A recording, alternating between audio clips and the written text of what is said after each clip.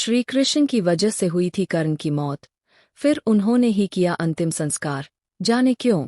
कर्ण की मौत भगवान श्री कृष्ण की वजह से हुई थी और कर्ण का अंतिम संस्कार भी श्री कृष्ण ने ही किया था।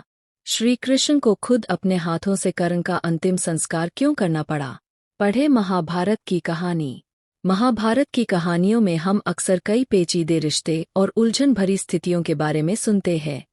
इस कालखंड में दानवीर कर्ण का भी बहुत जिक्र होता है। क्या आपको पता है कि कर्ण की मौत भगवान श्री कृष्ण की वजह से हुई थी और कर्ण का अंतिम संस्कार भी श्री कृष्ण ने ही किया था? आखिर ऐसा क्या हुआ कि श्री कृष्ण को खुद अपने हाथों से कर्ण का अंतिम संस्कार करना पड़ा? यहाँ पढ़े महाभारत की इस रोचक कहानी में। कर्ण पांडवों की माता कुंती और सूर्य का पुत्र था। कुंती ने अपनी शादी से पहले कर्ण को जन्म दिया था। फिर उसे लोकलाज के डर से एक बक्से में रखकर पानी में छोड़ दिया था। वो बक्सा एक रथ के सारथी को मिला और उसी ने कर्ण का पालन पोषण किया। सुतपुत्र होने के चलते कर्ण को कई बार अपमान सहना पड़ा। उसे समाज में इज्जत नहीं मिली।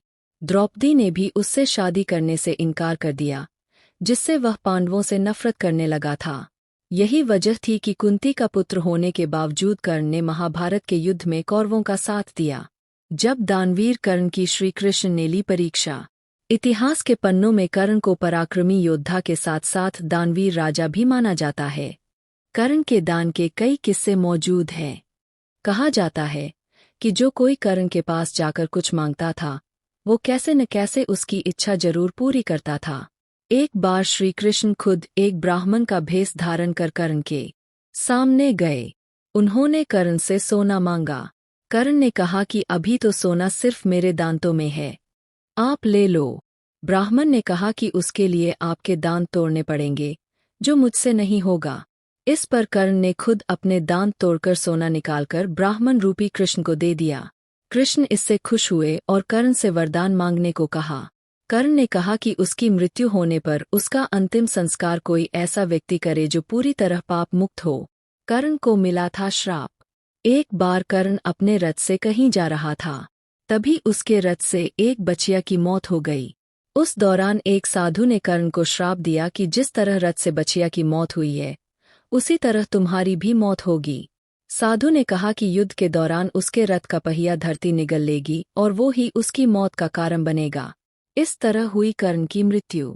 महाभारत युद्ध के 17वें दिन कर्ण के रथ का पहिया जमीन में धंस गया। तभी अर्जुन ने अपना दिव्यास्त्र निकाला और कर्ण पर वार कर दिया। जैसा साधु ने श्राप दिया था, उसी तरह कर्ण की मृत्यु हो गई। श्री कृष्ण की वजह से हुई थी कर्ण की मृत्यु। दरअसल कर्ण की मौत की एक वजह श्री कृष्ण भी थे।